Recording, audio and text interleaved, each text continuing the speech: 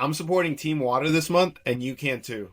For every subscriber I gain this month, I'll be donating 1 cent to help provide clean water to those who need it most. We started at 5,800 subscribers, and this is how much we've raised so far. So make sure you subscribe and help a good cause. What happened to Smokepurpp, man? There was a moment when people looked at Smokepurpp and he looked unstoppable.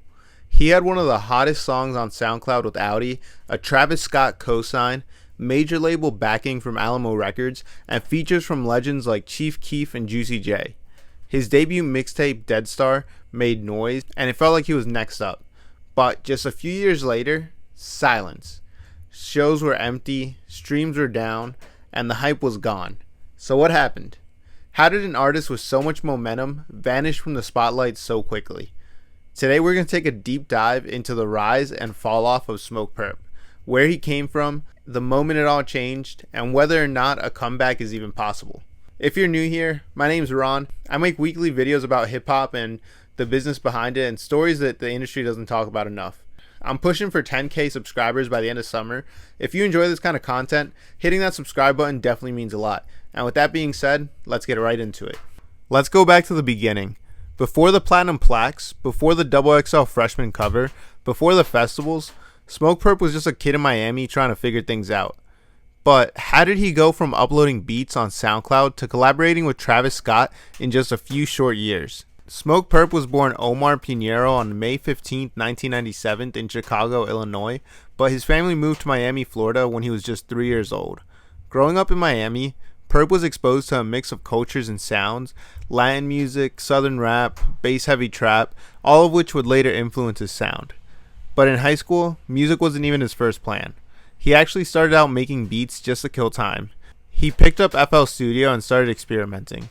At first, it wasn't about clout or fame, he just enjoyed creating. He wasn't even rapping yet. His first love in music was production. He'd upload beats online, hoping to sell them, but when they weren't moving, he had a simple solution: rap on them himself. Around 2014-2015, he adopted the name Smokepurpp and started dropping rough, lo-fi tracks on SoundCloud.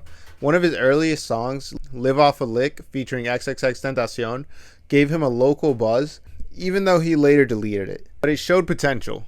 His raw, aggressive style and distorted, bass-heavy production quickly stood out. At the same time, he was closely affiliated with other rising artists in the Miami scene, most notably his close friend Lil Pump. The two were practically inseparable at one point. They weren't industry plants, they were just two reckless kids making music for fun, and their energy was contagious. By 2016, Smokepurpp was fully in his SoundCloud bag. Songs like Samsung Jumpin', Ski Mask, and Six Rings started to take off in the underground. His sound was chaotic, noisy, and raw.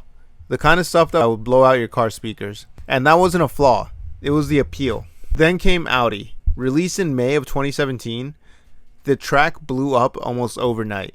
With production by Ronnie J, Audi has an infectious energy. Purpp wasn't saying anything crazy lyrically, but the vibe was undeniable. It was fun, it was loud, it was reckless, and it worked. The song eventually went platinum, and to this day, it remains one of his biggest hits. It was one of those right time, right platform moments. SoundCloud was still in its prime, and Purpp fit the scene perfectly. The success of Audi opened doors. Smokepurpp signed with Alamo Records, a joint venture with Interscope, and suddenly he had major label backing. But the real headline was this: Travis Scott took notice, the two connected, and Travis ended up featuring on Fingers Blue, one of the standout tracks on Smokepurpp's upcoming project. For a young artist like Purpp, a Travis Scott co-sign in 2017 was a huge deal. It gave him credibility and placed him in the orbit of artists like Trippie Redd, Lil Uzi Vert, and Playboi Carti, all artists who were blowing up at the time. In September of 2017, Smokepurpp released Dead Star, a full-length commercial mixtape that marked the peak of his early career. The project featured an impressive guest list: Travis Scott, Chief Keef, Juicy J, Yo Gotti, and Dram. These artists weren't random features. They were legends and heavy hitters. Musically, Dead Star was chaotic, energetic, and brash. It wasn't trying to be lyrical. It wasn't deep, it was about the vibe. And in that lane, it delivered. Songs like Fingers Blue, Bless Yo Trap, and Different Color Molly were instant favorites for his fanbase. The production, mostly handled by Ronnie J and other frequent collaborators, gave the tape that signature distorted SoundCloud feel. Critics had mixed reactions. Some praised the energy and aesthetic, others called it one-dimensional. But commercially, it worked. Dead Star debuted at number 42 on the Billboard 200 and helped cement Smokepurpp as more than just an internet rapper. He was officially in the game. Part of Purpp's appeal wasn't just music, it was the image. Face tats, dyed dreads, leather jackets, and an I don't care attitude. He was wild in interviews, unpredictable in public, and the face of a growing movement. Alongside Lil Pump, he embodied a new generation of rappers who rejected traditional music rules in favor of chaos and fun. He landed a spot in the 2018 XXL Freshman list, which further boosted his visibility. At the time, he was sharing stages with artists like Ski Mask the Slump God, Trippie Redd, and Blockboy JB. And in some circles, he was considered to be one of the most promising names in the scene. But let's pause here. By the end of 2017, Smokepurpp had everything a young rapper could dream of. A platinum single, a successful mixtape, major label backing, a Travis Scott feature, and a growing fan base. His name was buzzing. The SoundCloud wave was still strong, and it felt like Purpp was set to be one of the faces of a new generation. By the end of 2017, Smokepurpp was in a great spot. Audi was platinum, Dead Star was a solid debut, and he had big name features, a major label deal, and a seat at the table with a new wave of SoundCloud rap stars. It felt like the only way from here was up. But then, it didn't happen.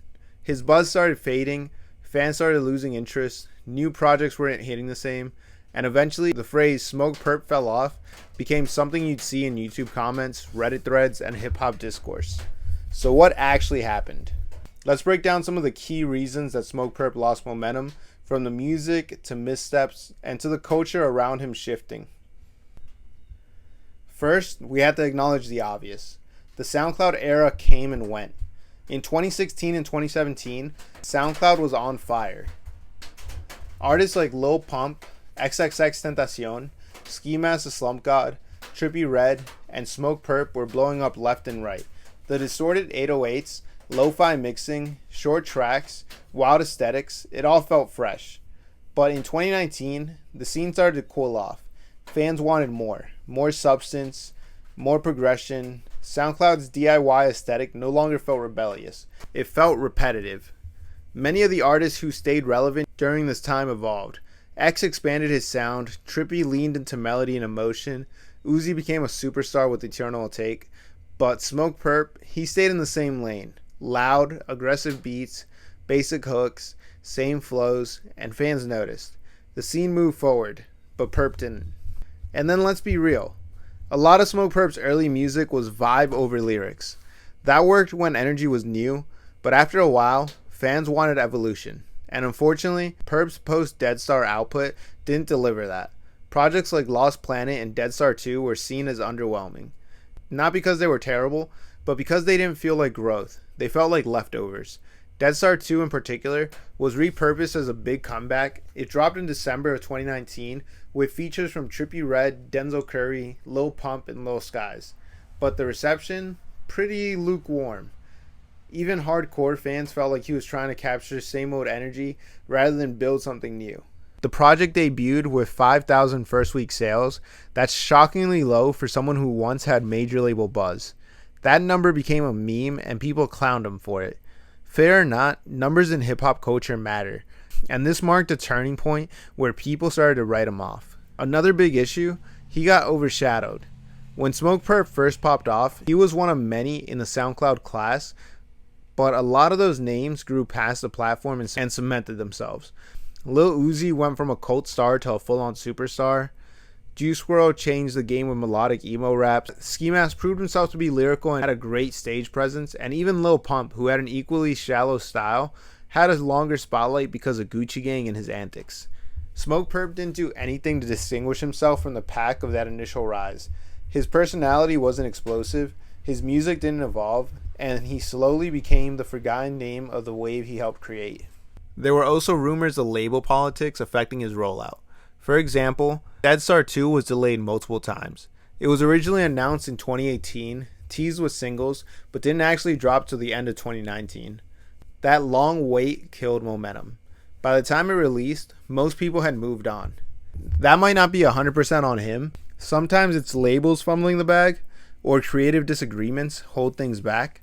But from the outside, it looked like Smokepurpp's career was stalling. No clear direction, no buzz, just delays and confusion. And in an era where attention spans are short, timing is everything. There's also a real tough one that matters, is that the internet stopped rooting for him. Once Dead Star 2 flopped, Smokepurpp became an easy target. He was a meme. People posted screenshots of empty crowds. There were viral videos of him performing for small crowds and being booed. Fair or not, these optics matter. Hip-hop is a genre where perception shapes reality. If people think you're falling off, it becomes a self-fulfilling prophecy. Even when Purpp tried to bounce back, like his 2020 project Florida Jit, the damage was already done. The project had decent production and energy, but no one was checking for it. People had mentally moved on. One of the biggest things holding Smokepurpp back was the lack of a clear artistic identity. Who is Smokepurpp as an artist? What's his perspective? And what makes him unique? For artists like Playboi Carti or Travis Scott, their sound and aesthetic are instantly recognizable. For Juice WRLD, it was emotion. For X, it was chaos and vulnerability. For Ski Mask, it was bars and humor. But with Purpp, it was hard to tell. He never carved out a signature lane. He was just one of those SoundCloud rappers. And it wasn't enough to keep him in the game long term. So to sum it up, Smokepurpp fell off because of a combination of things. The SoundCloud wave faded and he didn't evolve with it. His music started feeling stale and uninspired. He got overshadowed by his peers. He had label delays and weak rollout. The internet turned against him, and he never fully defined his artistic identity. It wasn't one big flop, it was a slow fade, a gradual loss of relevance in a genre that moves faster than ever. But the real question is, can he come back, or is it too late? So we got through the rise, we got through the fall, but what about now? What has Smokepurpp been up to in the last couple of years? Is he still making music? Still performing? Has he changed direction? Or is he just stuck in the past? And the bigger question is, can he come back? Let's take a look at Smokepurpp's recent activity and ask the honest question. Is there still a future for him in the game? After Dead Star 2 underperformed in late 2019, Smokepurpp didn't disappear. In fact, he dropped another full-length project pretty quickly. In 2020, he released Florida Jit, a 17-track mixtape produced mostly by Ronnie J. The sound was more aggressive, more focused, and honestly, it felt like he was trying to get back to work. Songs like Pop Shit, Chopsticks, and Off My Chest with Lil Pump had decent energy, and the beats hit hard. He even went on record saying that Florida Jit was him getting back to his roots. That was for his day one fans. But the problem was that nobody was really checking for it. By this point, the hype was gone. The project dropped quietly with little promo and didn't make much impact. It was another example of Purpp releasing music into the void, and that's never really a good sign. 2021 and 2022 were especially rough for his public image. Clips started to go viral of Smokepurpp performing to tiny crowds, sometimes less than 50 people. One video showed him rapping on stage while most people in the audience stood still or looked bored. Another video showed him getting booed mid-performance. Now, we don't know the full context of these moments. Maybe it was just a bad venue. Maybe it was early in the night. But when clips like that go viral, perception becomes reality. People started clowning him, calling him a fallen star, and asked why he was still touring. To his credit, Purpp responded. He didn't hide from it. He went on IG Live and explained the situation, defended himself, but the damage was done. Those videos became memes, and unironically, in today's culture, a meme can destroy years of momentum. Despite everything, Purpp hasn't stopped releasing music. After his time with Alamo and Interscope, he leaned more into independence. In 2022 and 2023, he dropped a handful of EPs and loosies like Psycho, Up Now, F Next, Anti, Why Not, Heaven or Not. Those were low-key drops, no big marketing, no huge features, just him releasing music for whoever's still listening. And honestly, some of the music isn't bad. He just dropped a new song, Go Harder, that he was a feature on that was pretty solid and you should go check out. The production is solid, the energy is there, but the reach isn't. He's releasing into a much smaller ecosystem now. In a weird way, it feels like he's gone full circle, back to being an underground artist with a niche fan base, posting music without label interference. In 2023, Purpp started teasing a more serious return to the spotlight with help of his old partner in crime, Lil Pump. They dropped a collab project, Havoc, in December of 2023, and this was the first time in a while that it felt like they were trying to recapture their old SoundCloud chemistry. This energy was reckless, the beats were huge, and they leaned into the nostalgia. Some fans liked it, others said it felt forced. Here's the issue. By 2023, both Purpp and Pump were seen as relics of a bygone era. And even though they had chemistry, the public had mostly moved on. The project didn't chart, didn't go viral, and it came and went without much noise. So let's talk about the big question. Can Smokepurpp make a comeback? Let's break it down honestly. He's still young, in his late 20s. He has a unique sound and energy when he's locked in, and he has a cult fan base that still supports his music. Plus, he's independent now, so he can drop when he wants. But the mainstream audience has mostly moved on. He hasn't evolved creatively in a meaningful way. His reputation took a big hit from the internet, and new artists have filled the lane that he once occupied. So is it possible? Sure. Hip-hop is full of comeback stories. Look at Chief Keef, T Grizzly, or even Soulja Boy. But those comebacks only work when artists reinvent themselves. Right now, Purpp hasn't done that. If he's going to truly return, it's not going to be to try to recreate something from 2017. It's going to take new sounds, new visuals, and maybe even a change in perspective. He has to give people a reason to care again, not just about his music, but about his story. At the end of the day, Smokepurpp is one of the most interesting cases from the SoundCloud era. He was right there at the start of a movement, helped define a sound, got a Travis Scott cosign, went platinum, hit the charts, and then almost just as quickly watched it all slip away. Whether he bounces back or not, his place in that era is already cemented. And if nothing else, his story is a reminder of how fast the music industry moves and how important it is to keep evolving. If you made it this far in the video, thank you for watching. I'd love to hear what you think in the comments. Can Smokepurpp make a comeback? Do you still listen to his music, or is it too late? Also, if you're new here, my name's Ron. I upload weekly videos breaking down the rise and the fall of artists in hip-hop. If you enjoyed this one, make sure to hit that subscribe button. I'm trying to hit 10,000 subscribers by the end of summer, so every sub helps a ton. Thank you so much for watching, and I'll see you in the next video. Peace.